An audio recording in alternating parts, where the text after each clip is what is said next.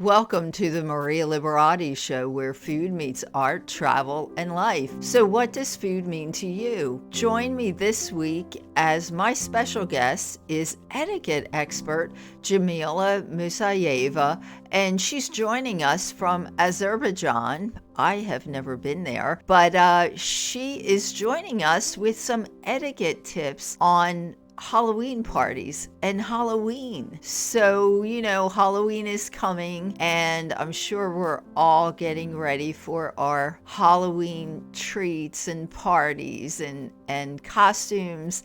And Jamila is going to share with us some tips for etiquette in having your Halloween party, choosing your Halloween costume, and many other things.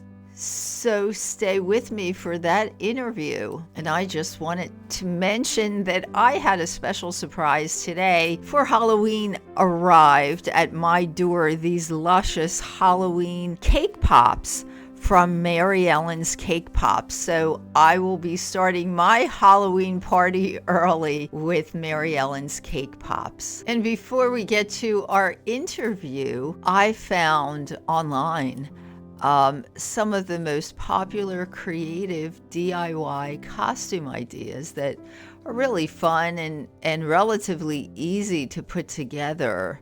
So the first one is to dress up like Bob Ross, the artist. And what you need a curly brown wig, a blue button-down shirt, jeans, and a paint palette. And you can make a paint palette out of cardboard. Wear the shirt and jeans, style the wig, and carry the paint palette. Add a fake beard if you want to go the extra mile. The second popular DIY costume is Where's Waldo? You'll need a red and white striped shirt, a red beanie, round glasses, and jeans. And what you're going to do is put on the shirt, beanie, and glasses. This is really a great last-minute costume. It really doesn't take a lot to put together. An 80s prom queen. What you're going to need is a vintage prom dress. You can find those at thrift stores. A tiara and lots of neon accessories. Wear the dress and tiara and accessorize with neon jewelry and makeup. How about a lumberjack? A red plaid shirt, jeans, suspenders, a beanie, and a fake axe. Wear the shirt, jeans, and suspenders and carry the fake axe, and you can wear the beanie also. A cat. Black clothing, cat ears, which you can make from a headband and felt, and face paint. Dress in black, attach the ears to the headband, and use face paint to draw whiskers and a nose. That's a fun one. Stranger Things characters. For 11, a pink dress, a blue jacket, and a box of Eggo waffles. For Mike, a striped shirt and a walkie-talkie. Dress as the characters and carry the props. This can actually be a great group or couples costume. A swan dress. This is inspired by Bjork.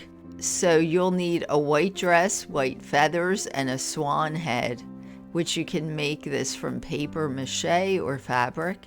Attach the feathers to the dress and create the swan head to wear around your neck. So these should help spark some creativity for your Halloween costume. Do any of these stand out to you? Tell us what you're going to be for Halloween. You can share that hashtag The Maria Liberati Show. And if you have any other DIY costume ideas that you're going to make, please share pictures or tell us how to do it on social media, hashtag The Maria Liberati Show, and we'll share it on the website, themarialiberatishow.com. Stay with us for the interview about Halloween etiquette. Sizzle in the kitchen with me and my Gourmand World award-winning book series, The Basic Art of Italian Cooking. Unleash your inner chef and transform your meals into Italian masterpieces. Get your copy today of The Basic Art of Italian Cooking, Holidays and Special Occasions, The Basic Art of Italian Cooking Da Vinci Style, and The Basic Art of Italian Cooking, and Taste the Passion of Italy. You can get your copy copies on Amazon.com, at marialiberati.com, at artoflivingprimamedia.com, on Kindle, and anywhere books are sold. And today, my special guest is Jamila Musayeva, and she is joining us from Azerbaijan. Did I say that correctly? Yes, it's a place I've never been to, so I'm glad we can travel there today.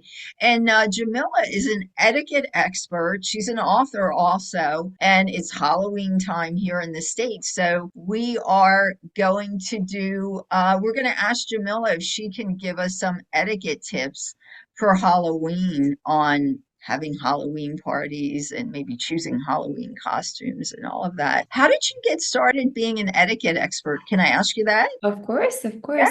Yeah. So my academic background is actually in international relations.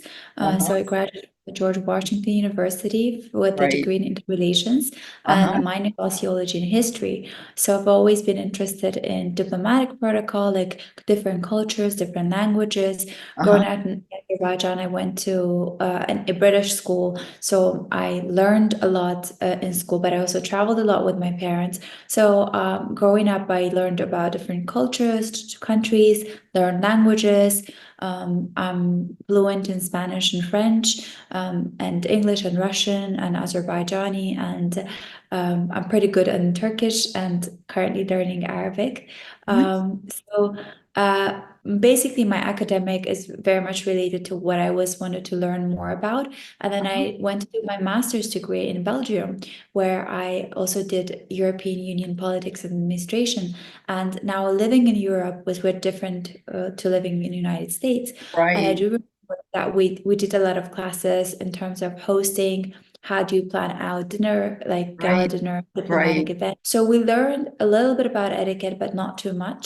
And Uh-huh. then when it comes to Azerbaijan, I realized that I really wanted to teach etiquette because I see that a lot of the universities stress so much the importance of academic subjects, whereas they overlook a lot of soft skills and a lot of Uh-huh. things that related to how do you behave after you've graduated, like your Right. good manners, how do you show up to the world. So I saw a lot of students had the good grades, but didn't know how to present themselves in public.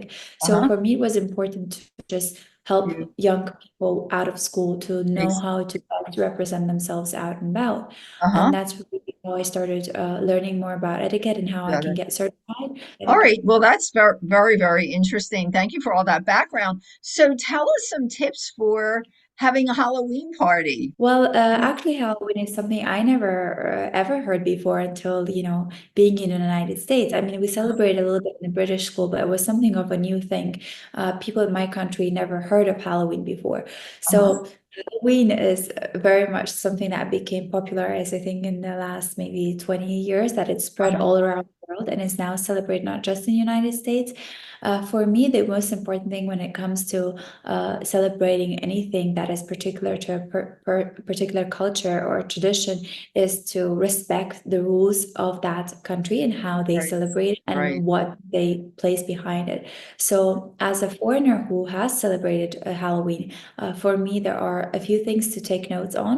Is making sure that your costume is adequate Uh-huh. and what sense of humor that you've been trying to implement in your costume is not offensive to any other culture or tradition. Going to an international school in the United States, we had people from all over the world, and something that could be funny, could be mocked on in one culture, might be offensive in another. I don't know if you remember about this case when Harry dressed up for Yes, Halloween. yes, I do. I do. And that's such an important point. Definitely. You don't want to offend anyone. Definitely. Yes. That dress up cost him a lot for his reputation as Exactly. an important public figure. It wasn't a topic you can make jokes about. You could dress up for. It's a very offensive, like historical point in basically human lives. So Uh-huh. I would think whenever you are getting ready and making your costume, keep in mind that your sense of humor might be very personal just to you and not others can understand, not everyone can understand. Right. Another thing that I personally find is very important to follow is if you are invited to a Halloween party where it's not just adults, it's also young teenagers, little kids, you have to be aware of the fact that you cannot always dress up in a certain theme that could be either in any way implementing something adult-like topic. Exactly. So if it's 18 plus party, feel free to wear whatever. But if you know you're invited to someone's home where there might be kids or there might be people of, grandparents, also Uh-huh. be sensitive about what could be worn and it could be deemed appropriate or not. My favorite, I think, characters when I would dress up for Halloween would be something like, I don't know, maybe it's just generic for me, but it would be like a Disney princess, though I Right, later is that you're not supposed to look cute, you're supposed to look like scary. right. So any kind of, also I would keep in mind how much skin I'm exposing. You Uh-huh. know, it is about dressing up. It's not just about, undressing. So Underdressing, right. yes, keep in mind that, even if you want to, there are different ways you can dress up for the same hero, so to speak, or for the same character. Exactly, exactly. You can make him dress and cover a lot, or you can just, make him naughty, so to speak. So I would always differentiate between, Depending when on the it's party, I guess the age group that your party, yes, is with.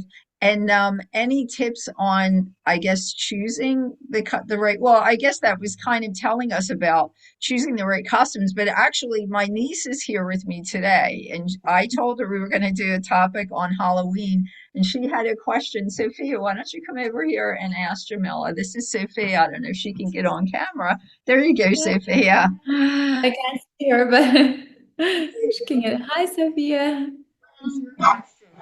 What would be the best costume? What would be the best costume? The best group Group costume. costume. She meant for a group. So if there's like a group, Oh. have you ever? I think we have gotten groups, and that would be if we chose a common theme. Like it could be like, I don't know, if we are into horseback riding and we'll all want to show up as cowgirls. So we would dress up in the same theme, not necessarily the same costume. I think maybe again, this is more what we would do, not the scary part, but if we were into Gossip Girl, we would dress up like characters from the Gossip Girl from a TV series, like all together. So I think just choosing something that you can identify together as is a good idea. I'm not someone who would be going for a scary costume, so I don't know any scary like Yeah, hero that I can help you with. But definitely look into TV series that you maybe enjoy, or the music band that you like, or maybe a country that you like. Maybe it's a Japanese culture and you all want to show up as a favorite anime that you're all watching. So it's really up to you. that's great. That's good. Okay. Yeah, Thanks answer your for question. helping us with that. So let's see, let's tell people where they can find you. I know you have a YouTube channel. So and you're on Instagram, I assume? Yes, I am on Instagram. On YouTube, I have over 1 million viewers, and that's Right, 1 million subscribers. And my YouTube channel is more educational, where I do a lot right. of my publishments about Where, etiquette. how And do people find you though on YouTube they and can Instagram? find me, they can just type the channel is named after me, Jamila Musayeva. Messiah. They can Okay. also, yes, Musayeva Jamila. They can find me on Instagram, which is more of my daily like diary. And they can Okay. also find my website, jamilamusayeva.com. I have my books available for sale there, as well as my pre-recorded online courses that they can join for etiquette. So all the information about me is on my website. Great. Thank you so much for being here, and hopefully we'll have you back in the near future to give us some more etiquette tips for different holidays and different times of the year. Thank you. Thank you so much, Jamila. Take care. Yeah, thank you for having me. Thank you. Embark on a culinary journey with me and my Gourmand World award-winning book series, The Basic Art of Italian Cooking. Discover the secrets to authentic Italian dishes that will wow your family and friends. Bring the essence of Italy to your table. Grab your copy of The Basic Art of Italian Cooking, Holidays and Special Occasions, The Basic Art of Italian Cooking Da Vinci Style, and The Basic Art of Italian Cooking at Amazon.com and anywhere books are sold, along with MariaLiberati.com and ArtofLivingPrimaMedia.com.